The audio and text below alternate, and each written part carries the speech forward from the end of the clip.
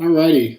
Welcome to this broadcast today. We're going to be talking about creativity. How do you develop creativity in the process of developing your style, your sound, in practice sessions? What do you do to work on creativity? So I had some ideas pop up in my mind. I'll talk about those today and put them out there, and maybe it'll help some of you as you're working towards becoming more creative. So think about it this way: if you are stuck doing the same stuff over and over, you're in a rut, then this some of these ideas will apply to you. They might help you out to become just a little more creative in, again, the process of working towards becoming a more seasoned player that has this ability to just be creative in that and grab ideas. So before I jump right in, I want to mention January 4th, the Global Blues Harmonica Summit. So check that out. I'll put a link. And I'm doing a giveaway for the Clean Cat pedal from Lone Wolf Blues Company tomorrow on my Facebook page at Global Blues Harmonica Summit's Facebook page to kind of kick off this event and promote it. Also, you would need to be signed up to win that pedal to be entered into a drawing for that. Details in the video description. When I end, I'll update it. And there's a huge flash drive sale on my website. So if you like what I'm doing and you want to pick up instruction from me that I put on flash drives, I load them full of stuff. They're about half off right now. I do it once a year. So that's going on. I'll put details to that. Creativity. What do you do to develop creativity? The first thing that popped into my mind as I sat down and just brainstormed a quick list, I made this list in about 5 minutes. Just the top things that came to my mind, because I feel like the first things that come to your mind often are the most relevant. So I'm going to focus on these things. Patterns. I started doing this late in the game. I started thinking of patterns that aren't true scales, and I started working these patterns. And you guys have heard me talk about some of these, but they might sound anything. Patterns can be intervals, for example.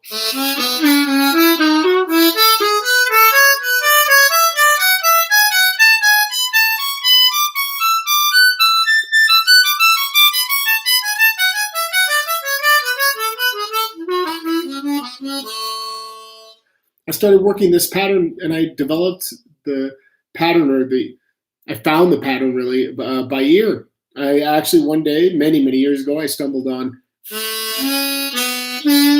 and then I just worked it by ear from there. What would the pattern be? Not realizing that they were intervals. This is just one example. That is one that came to me many years ago. Right on, Gary. Thank you.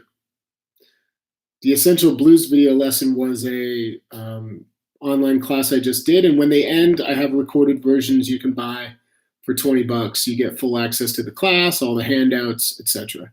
Sometimes audio follow-up too. So patterns are a big one. I'll share a little bit of the intervals with you if you want to learn that. I've got an A harmonica. But from there, I realized that there were things I was playing that would come up in my own playing that were patterns, essentially, for lack of a better word. They weren't true scale work. So if you want to learn this little interval, these are thirds. You would play 1 blow, 2 blow, 1 draw, 2 full step bend, 2 blow, 3 blow, and then just be careful right here. I'll just give you up to here. 2 draw, half step to 3 draw, full step.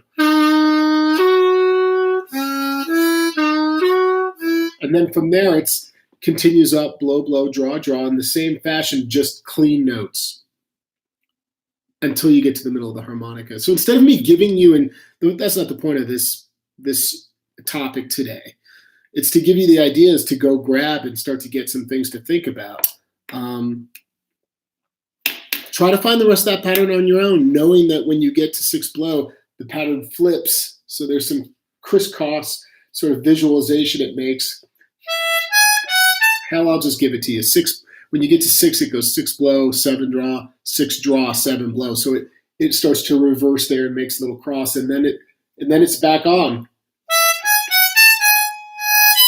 Then it's just draw, draw, blow, blow up top versus the bottom, which is blow, blow, draw, draw. I know. Maybe I'll put some of this in the tabs. I think it's better for you to find it. So that's patterns. Find new patterns. I've got a million patterns that I've developed over the years.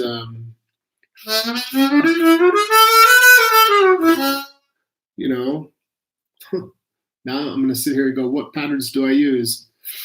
There you go. I have a lesson called pattern recognition, and so there's a bunch that are on that. But the point is that like usually patterns can be either moved.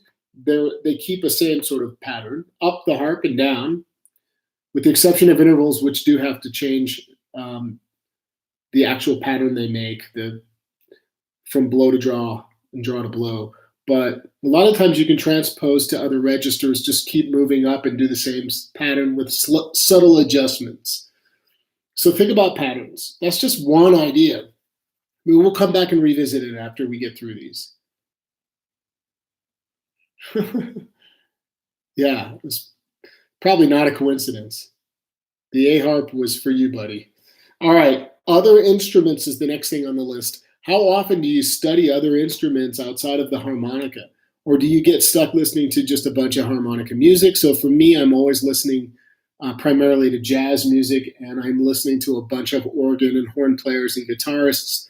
Why? Because when we listen to those guys, we get new ideas in phrasing, and just new ideas come out of other instruments that are not as common in ours. And then we can bring those ideas into the harmonica. So I think of like guys like Kenny Burrell and Grant Green. I've listened to tons of these guitarists, Joe Pass. And I love listening to jazz. Just listening to it is enough to sort of like let these ideas begin to marinate in the subconscious. Of course, when you hear an idea that's like, that's really cool, and I know that I don't know that on the harmonica, then at that point, you want to try to grab that idea and bring it into your own playing. What do you guys think of the red readers?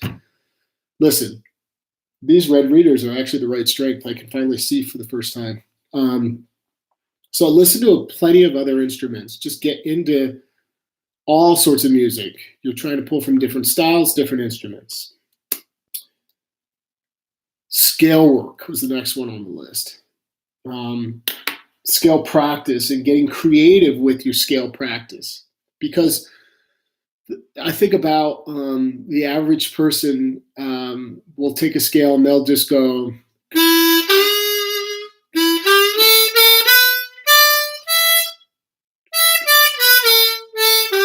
They play it erratically. They might play the right notes and hit everything right, but they're playing it erratically, and they're not even. Step one is, if you're going to take a scale, do it very, very in the pocket, so to speak, at first. There you go. Gary saying "Kind of Blue," Miles Davis. That's a great song to try to find a couple pieces, some lines on the harmonica, very approachable parts of the melody. So step one is play a scale without trying to get creative first, to make sure you've got the timing and you've got the notes. Like,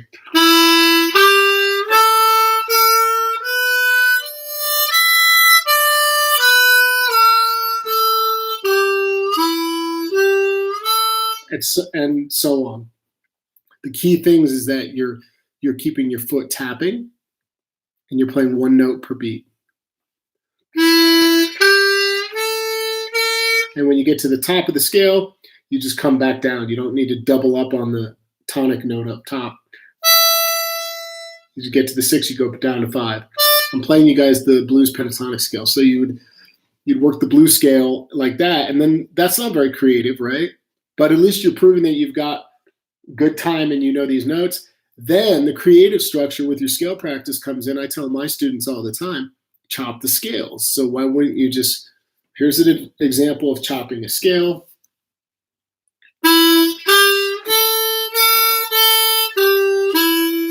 I brought the scale, the same scale, up to 4 draw, and then I brought it back down.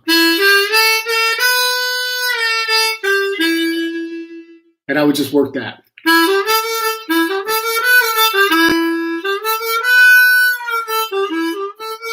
And then you can get creative with that little mini portion, phrasing it differently, skipping notes.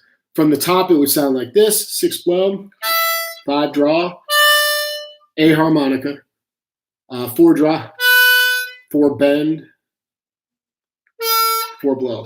6 blow, 5 draw, 4 draw, 4 bend, 4 blow, and then reverse it.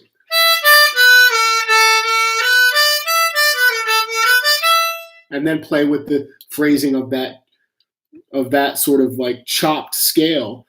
And then jump notes. If you want to get creative with your scales, just like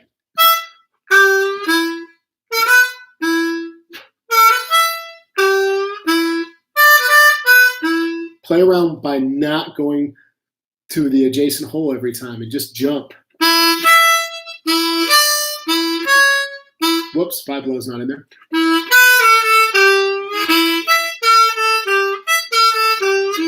And you find some new note relationships by doing this that maybe lead you to combinations of notes that you're not typically playing, that you stay away from. All right. Syncopation is a great way to get more creativity into your playing. This is the biggest one. I mean, this might have been the very first one that popped into my mind, but I wrote it fourth. So syncopation is when you're playing around with the timing of notes, like taking a familiar melody and really stretching sort of the melodic structure of the notes and playing, like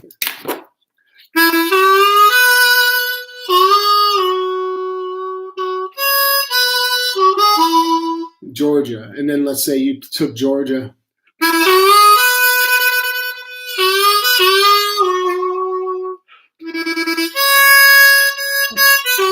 Playing around, doubling up, and just getting really, that's what syncopation is getting creative with the rhythmic structure of these notes and syncopating. So how can you use that in the moment when you're improvising?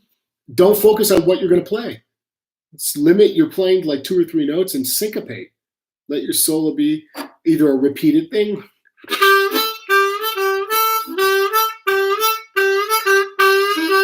doubling up sometimes on a note,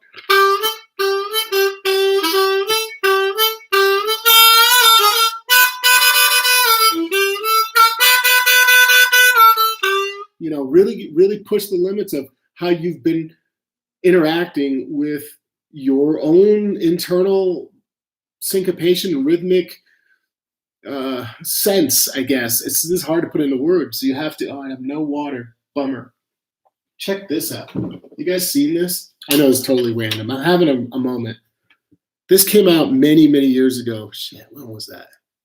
I used to sell liquor before I went full-time with the music. And this is Absolute, had an Absolute New Orleans. This is probably 15 years ago, I don't know. And they put a harmonica on it. Isn't that cool? L.O. Smith Trio. They're the ones that got on it. Of course, I stuck my own version of what I thought it should be. Anyway, the Absolute New Orleans. And it tasted good. It had a really cool flavor to it. All right, I don't drink vodka, so that's not applicable here. All right, syncopation, just really...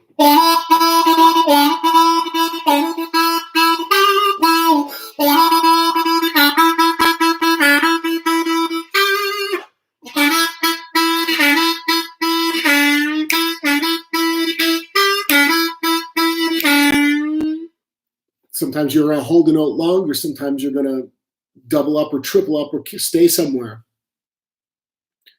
Right on, Jerry. That's the idea. I want you to feel like this stuff is so doable. The only difference between me and you, if you're sitting there thinking he makes it sound easy, but I'm trying this, it's not working. You just have to have a moment with one of these ideas and like stay with it for a while, both in practice and with an intention on stage. Intention means that it's there subconsciously, but you're not trying to force it out. There's nothing worse than learning a new riff or whatever and then like going, I'm going to bring that in tonight and play that riff. I mean, if you really own the riff and you worked hard on it, it'll work, yeah. But like for you to kind of like be working on it and then say, I'm going to bring this in, you often will stumble over that idea because you're thinking about it. You're like, here, I'm going to put it in here. Things need to just come out when you're playing and you're on stage. They need to just happen. So syncopate. We'll get back. Maybe we'll come back and revisit some of these. Note relationships, I've talked about it a bunch, but that just means you understanding emotionally what it means to go from 1 draw to 2 draw versus 1 draw to 3 draw. You don't need to know anything about theory to do this. I know very little theory. The theory that I know has been learned after the fact. Does that make sense? It's been learned after I learned how to do all this stuff. I started teaching and I realized I needed a little more theory to communicate some things, but it's limited theory.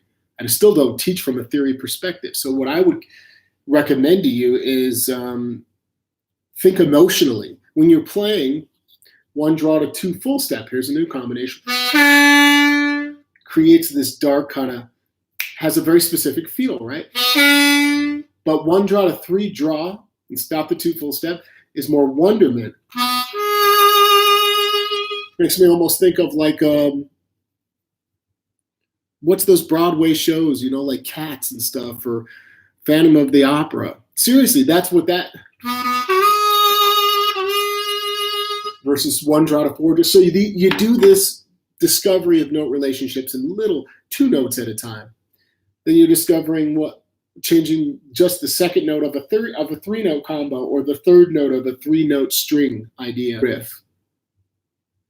Hey everybody, thanks for tuning in. So what I'm suggesting to you is start small, find new note relationships you're not using today. Don't assume it's not going to work because you haven't gone there. It's the opposite. You just don't know why it might work. Like, how many times are you going from two draw to five blow? What's up, Shane? Two draw to five blow. I'm going there all the time, right?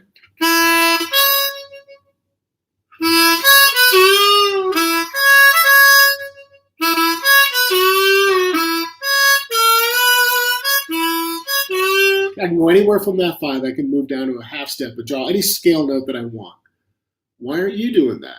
Why aren't you going from a four bend to a seven drop? In cross harp. All right.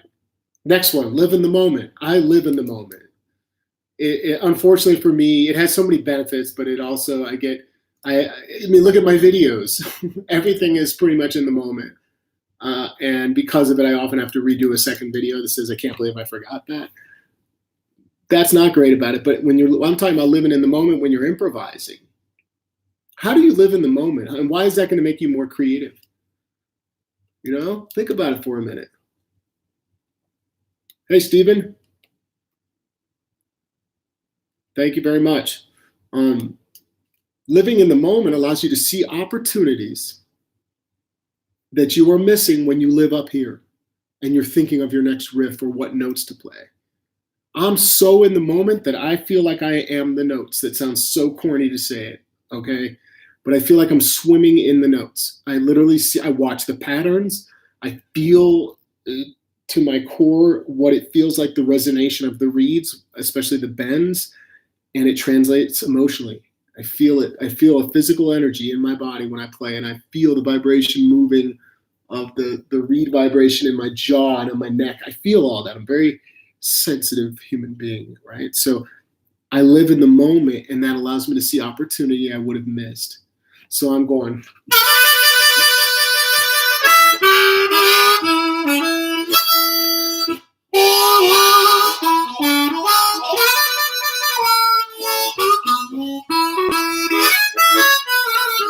And by living in the moment and just allowing yourself to explore, I think what you're loosening up, you're relaxing, knowing that, listen, I'm not here to save the world. I'm here to make music, which means that I want to first and foremost make sure it makes me feel good when I play. And that translates to the listener. We'll get back to living in the moment. I think that's a big topic, actually. Like, how do you practice living in the moment? Get out of your head. Play something to where you don't have to think about it so that when you get on stage, you're in the moment. And that's what I mean by living in the moment. Even when I couldn't play very much, I'd live in the moment by just holding things. I'd just hold sounds until I felt like I needed to just catch my breath. And then I'd play something else very simple. I was one of those guys that didn't have much to say, didn't have much of a vocabulary, but I had all the emotion in the world, and my technique was pretty good early on. So I could throw it through the vessel, you know. It was nothing more than a vessel for the emotion, not so much great musical ideas. All right. Explore positions and work on bringing position-based ideas into other positions. All these ideas I'm sharing with you, I came up with, like I said at the beginning of this video, I came up with these in 5 minutes at the top of my head, which is to say, they're the things that I think are most relevant because they're the things that just popped into my head. These pop into my head because I'm working with students every day. I would understand if they didn't pop into an average harmonica player's head. How do you explore position work and bring a cool idea from cross harp into third position? Nice, Shane. I love that thought right there by Shane. Before I get into positions, look what Shane wrote. Best way to practice being in the moment is to be in it. Go to jams, make mistakes. There you go, make mistakes. Being in the moment means that you're willing to make those mistakes. I make mistakes all the time. I'm willing to make them because I know that they lead me to the correct choice or a better choice. And I always kept my lessons close to me. You know what I mean? It didn't scare me to make a mistake again. It just empowered me to figure out what would have been a better note choice in that moment. Okay. Position work. So you're playing like cross harp going.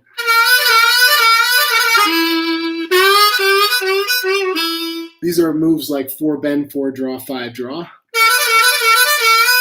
Triplets, or coming off of 3, going up to 4. And then I resolved on 2 draw.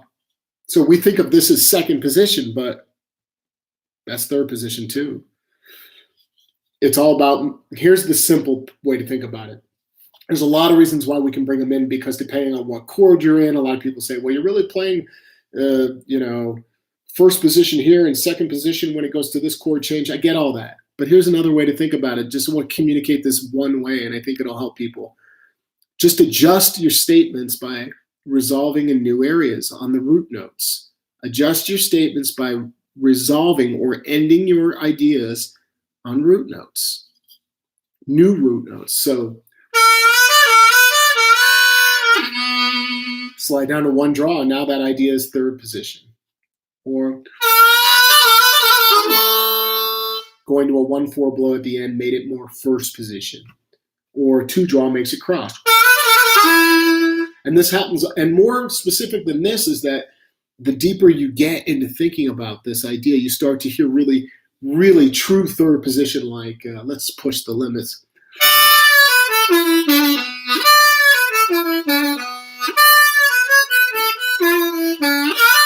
You can bring, it's not common, but there are parts of cross harp you can bring that 3 triple bend in all the way down, like on the 5 chord.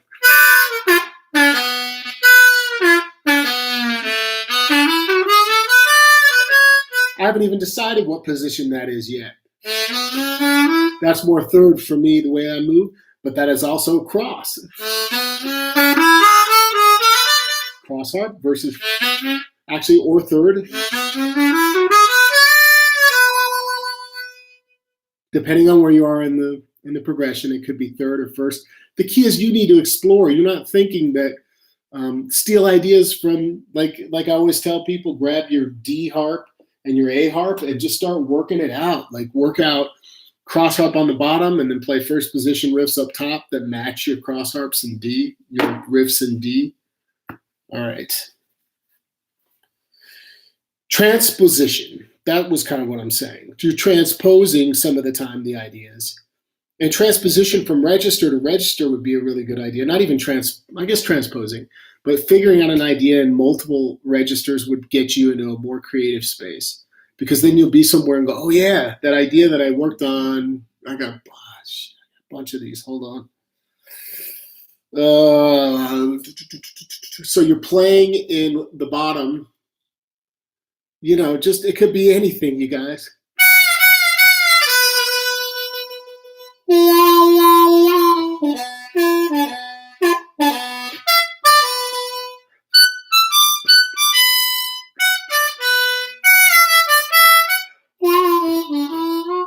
Stuff like that. I've worked out bottom idea, taking something that was obvious here, make sure I could play it at least in a couple octaves, right? I'm doing that all the time. Every day I'm thinking about new ways I can do that. somebody remind me not to forget to share something really cool before I leave today. It has to do with just remind me, Mike Caldwell. And you guys, if you don't know who Mike Caldwell is, look him up. He was on Country Tonight and Hee Haw and all that back in the day. I don't know if he was on Hee Haw. I shouldn't say that. He might have been, though. But he's a famous country harmonica player. He's a good friend of mine. He taught me something really cool last year at Spa, and I want to share it with you. Shane, I think you're going to dig this.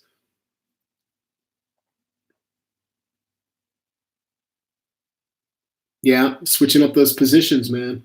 And the final one is and this is not high on my list, but special tuned harps. At least getting a low tuned harp. Key of F is my favorite low tune. Next would be, I don't know, C or D. I feel like the F is the most versatile. You can really go crazy with that low F because it's more bendable than, say, the low G and A and all that. Let me see if I got something here. All right. I think that's what's in here. Because when you get to low keys, then you have an opportunity to express it tonally in a different way. Make sense? You're now expressing, the same ideas. They're tuned the same, but they're an octave lower. Here's that low A.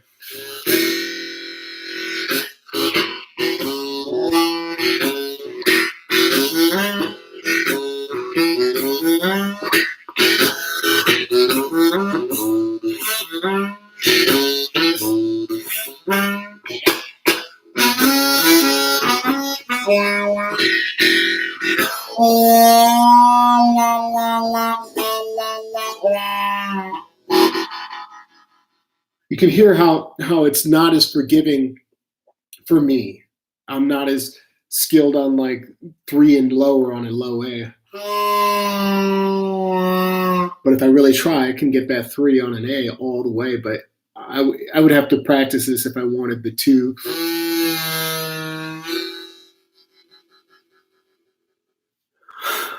Hold on a sec, everybody. Yes. Why is this one held for review? I'm new at playing, but once in a while I know I'm playing. It's like, I'm going to show that. I don't think we need to hide that. That was the first time I've ever seen a live chat where it said, this is hidden. Do you want to show it? Yeah, these low keys are a blast. So there was 1, 2, 3, 4, 5, 6, 7, 8, 9 to 10 different ideas for developing more creativity in your playing. And on that note, in the spirit of sharing and sort of getting you guys thinking about creativity, hopefully I can do this on my A harp. I haven't been practicing. I practiced it for a day. That's all I've had. So from the 5 chord, check out this idea. You're improvising instead of just, you've heard me play and you've heard other people go.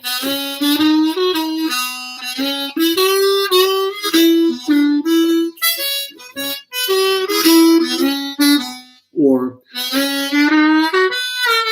using those chord tones like 1 draw, 2 half step bend, and 3 draw full step bend. Check this out though. The great Mike Caldwell, I heard him play it at the SPA convention, the Society for the Preservation and Advancement of the Harmonica. And I said, man, can I just record you playing that once? Because I didn't know how to play it. This was last year. This was in August. And I just came across it yesterday. And I was like, oh, man, this is amazing.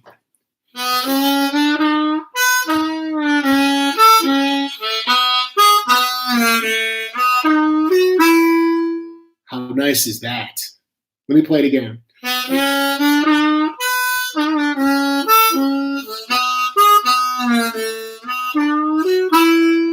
Woo! I mean, that's just sexy. So that's essentially what you're doing is you're outlining the 5 chord. You got the 5 chord going, 4 and the 1. I don't think that's a complete all the way to the turnaround, okay, at the very end, but you're getting that 5-4 and part of the 1 interaction, and that is just killer. I'm gonna play one more time for you guys.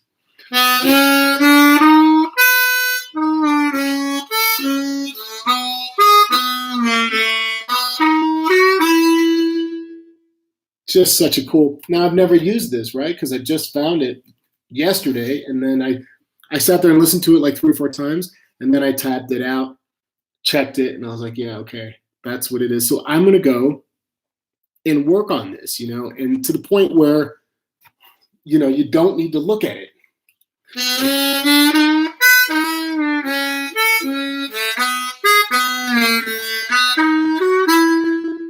The question is, do you guys want to figure it out on your own by just woodshedding this video, coming back? I'm playing it slow enough that where if you can bend, there's no overblowing or anything like that. I'm just bending.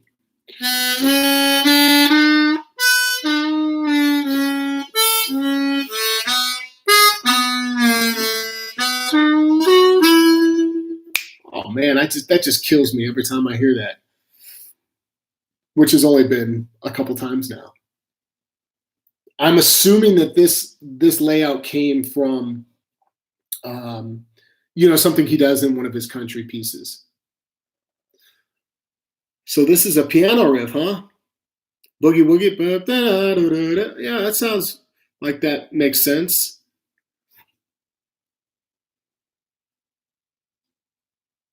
Cool, you guys. So this was a ton of information presented in this stream today. I hope you'll come back and check it out. In the video description, I'm putting the link to the summit coming up on January 4th, and I'm also putting a link to this mega sale I'm having on flash drives.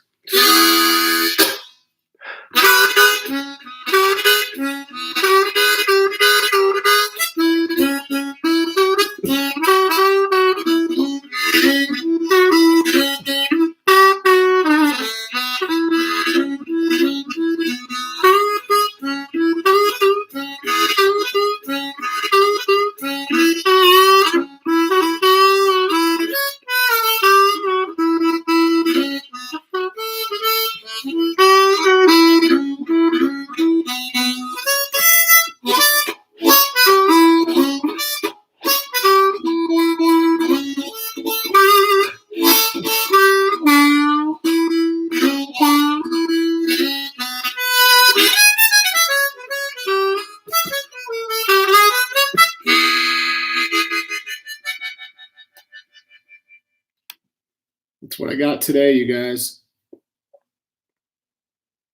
Do I have videos for a G harp? I have lessons. I have a lesson called Rhythm Harmonica, and that one uses a G harp, and there's probably YouTube videos up of me teaching a bunch of chordal and rhythm things on a G harp. Right on. Thanks, Kevin. Sure do miss you guys, man. Miss all the fun. Hey, if you guys are ever in the mood to go check out a really cool harmonica workshop, I want everybody to go look up Shared Harvest Community Farm out in Dunnville, Canada, and type in harmonica workshop. Just Google this, and I bet you one of their pages will come up. And it's, we're talking about an hour west of Buffalo. You guys, this is totally doable. Go out and see these guys. He's always got wonderful instructors. I've taught there at least 3 times now. Is that right? 3 times, I think. At least 3 times. And it's a wonderful, warm community, amazing organic food on an organic farm. And it's just absolutely a great environment and scene to be in when staying on this farm. And Kevin, who runs it out there, is a wonderful human being. So go check out that event. I'll be in North Carolina coming up in the end of March with Todd Parrott. He's got a big event.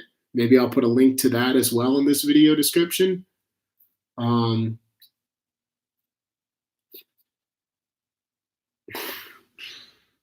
Yeah, right on. How's it going? Good to see you.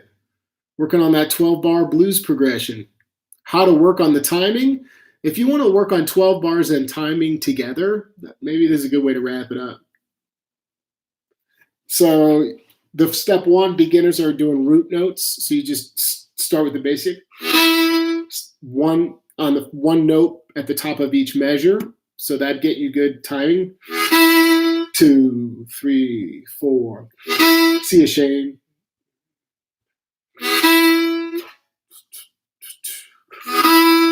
And then when the 4 chord comes, use the 4 below.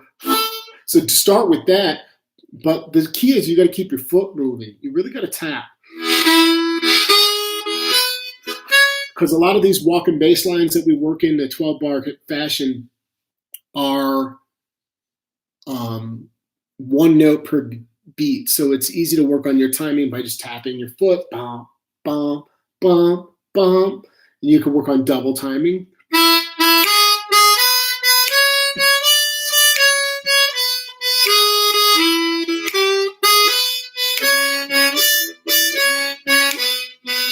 So you can do simple things. You don't have to complicate. Cool, Dwayne. I look forward to seeing you there. You don't have to complicate the timing thing in the 12 bar. If it's timing you're working on in a 12 bar fashion, the keyword is timing. So your focus is not on a fancy 12 bar. You're doing something that allows you to work just on the timing. You can even switch it up by going, let's see, get a metronome out. This is just one idea. Some sugar on the high F. When you say some sugar, you mean like play something sweet, or do you mean the song Sugar? Because there's a really good song named Sugar. Stanley Turrentine. Play something sexy on the F, huh? I lost my train of thought, Molly. That's not very nice to do. I totally lost my train of thought. Stanley Turrentine. Sugar. It sounds like this.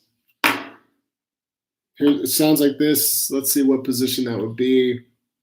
Half step below. On an A harp, that puts me in D flat. Here's one in D flat.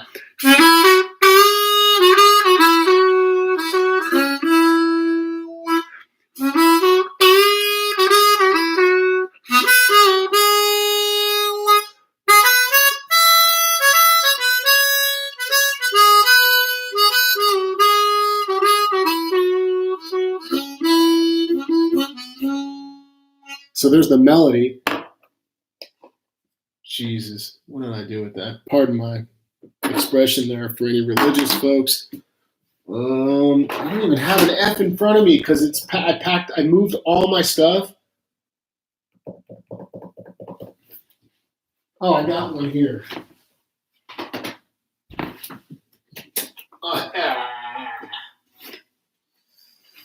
You see what I'm going through here now? The master kit is coming out. This is Homer's big case. I've shown it once. I don't know if I showed it on YouTube, but ooh, yeah.